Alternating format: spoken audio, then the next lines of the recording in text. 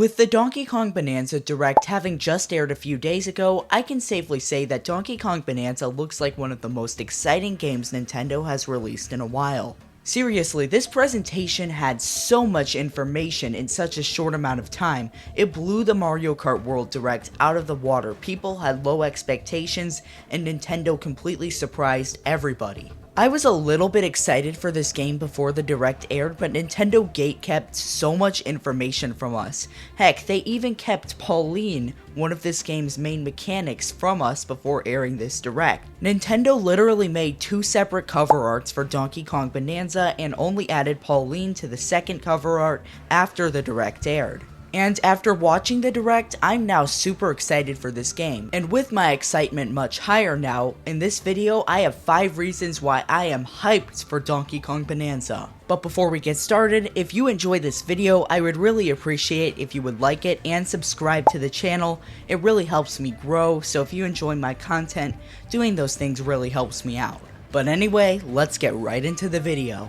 The first reason I'm excited for Donkey Kong Bananza is the abundance of new moves. Now, a lot of the new moves have to do with Donkey Kong Bananza's signature theme, which is that you can destroy everything and pick up some of the materials and use them on enemies or to get through certain things. And the game calls these materials chunks. Now, these new moves include the dive punch, which allows you to jump and then dive right down and destroy chunks. There's also tear off, which allows you to pull out chunks from beneath you. And you can use tear off to swing, which allows you to swing chunks at enemies or other destructible objects.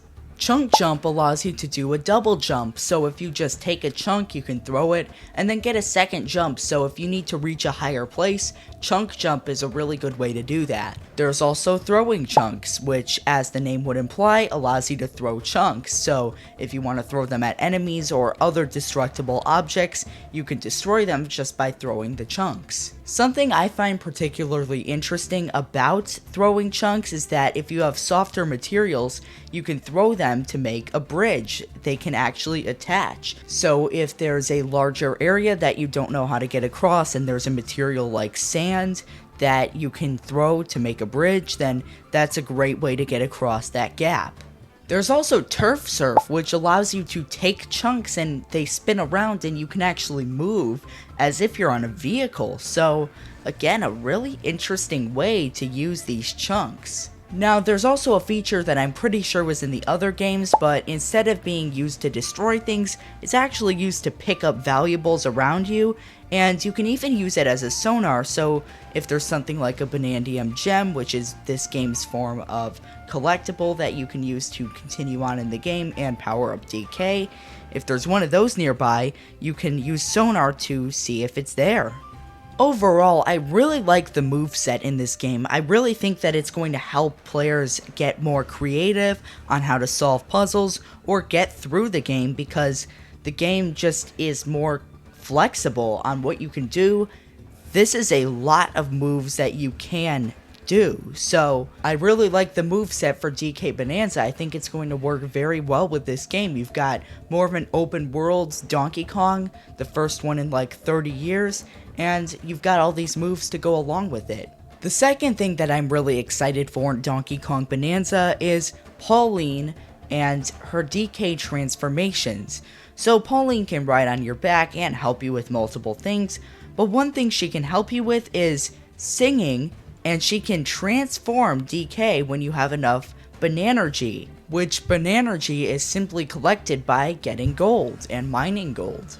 Now, these effects are temporary, but they are very powerful. You have Kong Bananza, which allows DK to become very strong and able to smash through even the hardest of materials for a temporary amount of time. There's also Zebra Bananza, which allows Donkey Kong to run much faster than he would normally. And the third of the revealed transformations is Ostrich Bananza, which gives DK wings so that he can fly, and he can also drop eggs on enemies to kill them. Now, so far these are the only 3 costumes that Nintendo has actually revealed, so I'm not sure if they're holding anything back, but for the time being, these 3 costumes look like they're going to be very helpful during gameplay. The next thing I'm really excited for in Donkey Kong Bananza are Banandium gems, which basically are the currency that you can use to upgrade DK's skills.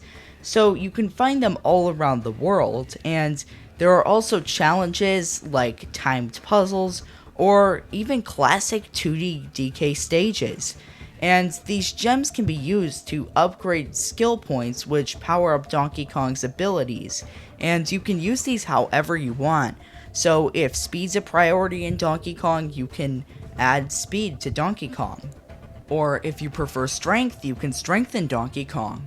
There are even going to be new moves that you can trade skill points for.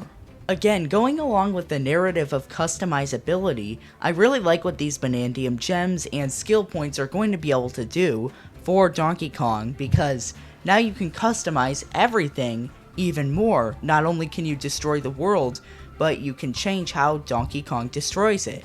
I also really like Donkey Kong Bananza because it supports game share, which means if you have a friend or a sibling or somebody in your family who has a Switch 2 but you don't, you can use your Switch 1 and can still play Donkey Kong Bananza. So if they have Donkey Kong Bananza on their Switch 2, they can send you a game share, and on your Switch 1 you can play with them as Pauline. Now you might even be able to change so that they're Pauline and you are Donkey Kong, effectively meaning you can play Donkey Kong Bananza on Switch 1. Another great situation is if you're a family who has a Switch 2 and you're thinking, well, Switch 2 does backwards compatibility of Switch 1 games, when am I ever going to need my Switch 1 again? GameShare's got your back because you have games like DK Bananza that can be played with 2 people, one of which can have a Switch 1. So there's a reason to not get rid of your Switch 1 if you have a Switch 2. Additionally, you can do game share with Switch 2 systems too, so let's say you have 2 Switch 2s, you don't want to buy 2 copies of DK Bananza, well, game share works with 2 Nintendo Switch 2s, similar to how a Switch 2 and a Switch 1 can play DK Bananza together. And game share also works over game chat with Donkey Kong Bananza. So if your friend across the world has a Switch 2 but they don't have Donkey Kong Bananza, and you guys really want to play together, this is a consumer-friendly move from Nintendo. It's really cool that they're letting a Switch 1 play a Switch 2 exclusive game. Now, I'm curious how well this game share is going to run, because it's a bit choppy if you don't have great internet. I've discovered it can be a bit blurry sometimes. Now, usually as you keep playing, it kind of starts to adjust. But this game is basically being sent directly from the host Switch rather than downloading like 3DS or DS Download Play did. But overall, it's a pretty smooth experience and I would highly recommend it. The final reason I am hyped for Donkey Kong Bananza is that Super Mario Odyssey runs through the DNA of Donkey Kong Bananza, like in so many places. But I think I'm gonna like this game far more than Mario Odyssey, because unlike a lot of people, I actually didn't love Mario Odyssey. I know, hate on me in the comments if you want. But overall, I think DK Bananza just looks a lot more fun. But it still is very similar to Mario Odyssey, and one of the reasons that it is you have Pauline, who seems very similar to Cappy. She can basically give Donkey Kong a bit of extra help and add some extra features, similar to how Cappy was able to add extra features to Mario, like Cappy could capture enemies and you could also hurl him at enemies. And one of the ways that Pauline assists Donkey Kong, as I discussed earlier, are the transformations. So Kong Bananza, Zebra Bananza, Ostrich Bananza, all of those need Pauline to work. She sings the transformations into existence. She also has musical projectiles which can help in boss battles. And relating to how I discussed game share earlier, Pauline can call objects into existence and help destroy enemies or destructible objects. This is similar to Super Mario Odyssey, where Cappy was one of the main centerpieces and really added on to the controls. Pauline is a centerpiece of Donkey Kong Bananza, adding her singing, which can do pretty interesting things. Another similarity Donkey Kong Bonanza has to Mario Odyssey is that they both have coins that you can use to trade in for clothes. Mario Odyssey had the Crazy Cap store, which could be used to buy clothes, and Donkey Kong Bonanza will have a similar shop. The closets that you use to change clothes are also eerily similar to each other. Donkey Kong Bonanza's Bonandium gems are also very similar to Mario Odyssey's Power Moons. They're spread about each area, and you can collect them on your own time whenever you want. You can also collect these gems in whichever order you want. Yet another similarity is that both Mario Odyssey and Donkey Kong Bonanza have an assist mode that actually share the same name.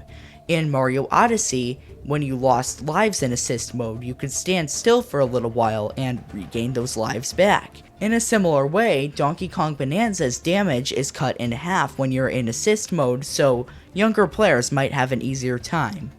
Both of these assist modes also have guidance support. In Mario Odyssey, there were arrows that could guide you places. It works similarly in Donkey Kong Bonanza.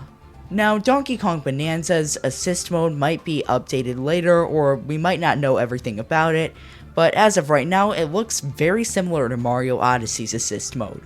Also, Pauline is a staple in Donkey Kong Bonanza as well as in Mario Odyssey.